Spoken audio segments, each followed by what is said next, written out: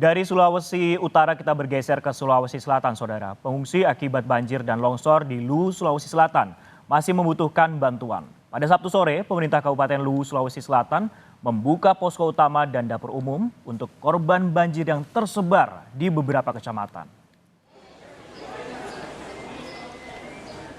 Pemda Luwu melalui Dinas Sosial dan BPBD membuka posko utama untuk korban banjir di beberapa lokasi.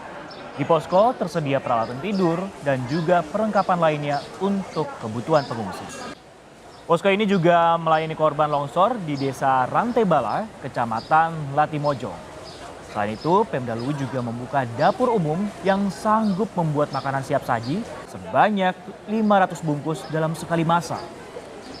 Makanan ini kemudian akan siap diedarkan ke posko pengungsian.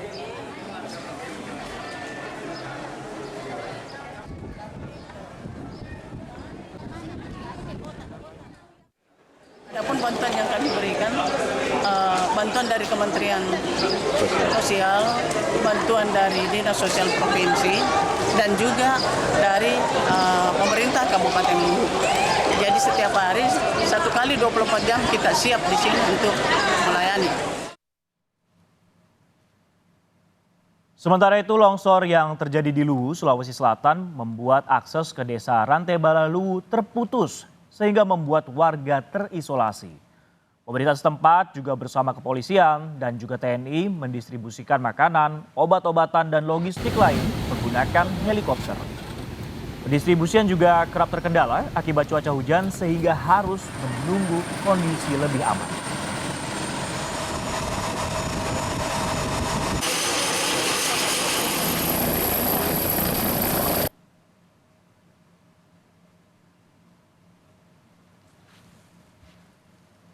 Usai diguyur hujan deras sejak Kamis malam. Banjir dengan ketinggian 1 hingga 3 meter merendam permukiman warga, lahan pertanian dan perkebunan hingga jalan Trans Sulawesi. Akibatnya, lebih dari 1.800 rumah terendam banjir dan sekitar 42 diantaranya hanyut. Banjir pun mengakibatkan aktivitas warga lumpuh. Tim SAR gabungan Basarnas BPBD, Tagana, TNI Polri dan relawan dari berbagai daerah berupaya membawa warga ke tempat pengungsian. Evakuasi dilakukan menggunakan perahu karet dan sampan, termasuk saat mengantarkan makanan kepada warga yang belum mengungsi. Berdasarkan laporan Pusat Pengendalian Operasi Badan Nasional Penanggulangan Bencana Sabtu pagi, 14 orang tewas dalam peristiwa ini. Sementara sebagian lainnya masih dalam pencarian. 14 orang dan dalam pencarian masih dalam pendataan, dan di Sidrap selama 17 orang dalam pencarian masih dalam pendataan, dan perlu diketahui bahwa di Luwu itu selamanya 60 orang, meninggalnya 7 orang, dan dalam pencarian masih dalam pendataan.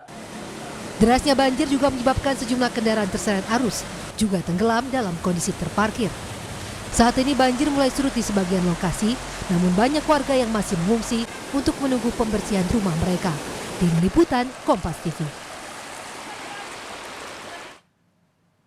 Untuk mengetahui kondisi dan juga situasi terkait banjir di Luwu, Sulawesi Selatan, kami akan bergabung dengan jurnalis Kompas TV Amran Amir di Luwu, Sulawesi Selatan. Amran, selamat pagi. Apakah dari pantauan Anda pada pagi ini banjir masih melanda ke 13 kecamatan di Luwu, Sulawesi Selatan? Ya, selamat pagi Francisco dan saudara. Memang pagi ini kondisi banjir di Luwu, Sulawesi Selatan sudah surut sepenuhnya dan itu sudah berlangsung sejak kemarin.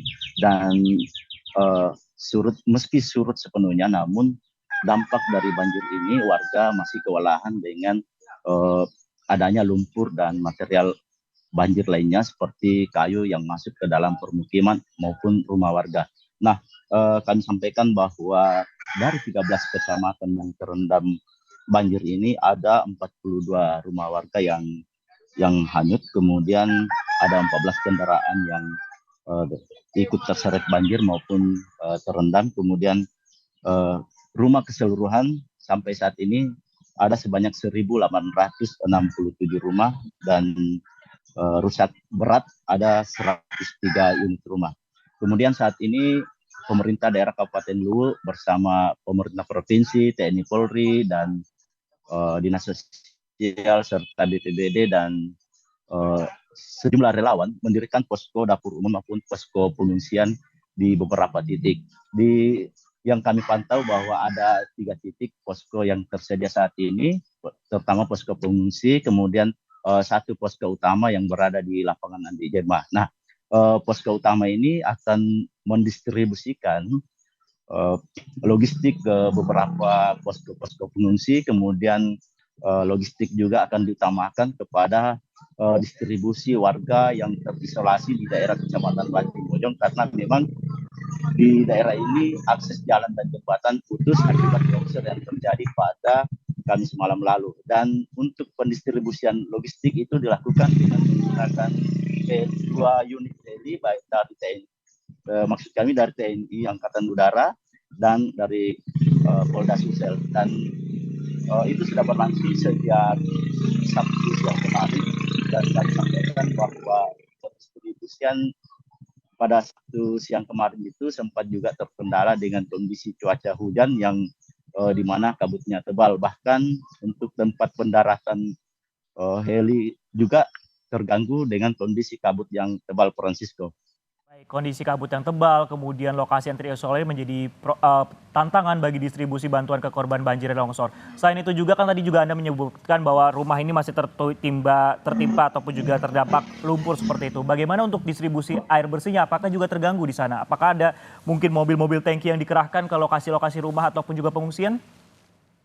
Iya, banyaknya lumpur yang masuk ke dalam rumah-rumah warga menjadi kendala untuk melakukan pembersihan, karena di lokasi masih kekurangan air untuk melakukan pembersihan, dan pantauan kami sejumlah armada tangki untuk membantu warga sudah disiapkan untuk melakukan atau membantu warga dalam melakukan pembersihan. Nah, pantauan kami juga di posko pengungsian di Kecamatan Suli sudah tersedia air water treatment yang disediakan oleh Polda Sulsel untuk membantu warga yang kekurangan air bersih, terutama air minum, untuk para pengungsi dan warga-warga yang terdampak pada banjir. Dan itu warga yang untuk mengkonsumsi itu bisa langsung datang ke lokasi. Bahkan pihak Polda Sulsel bersedia untuk mendistribusikan air minum yang siap diminum hari ini ke beberapa tempat,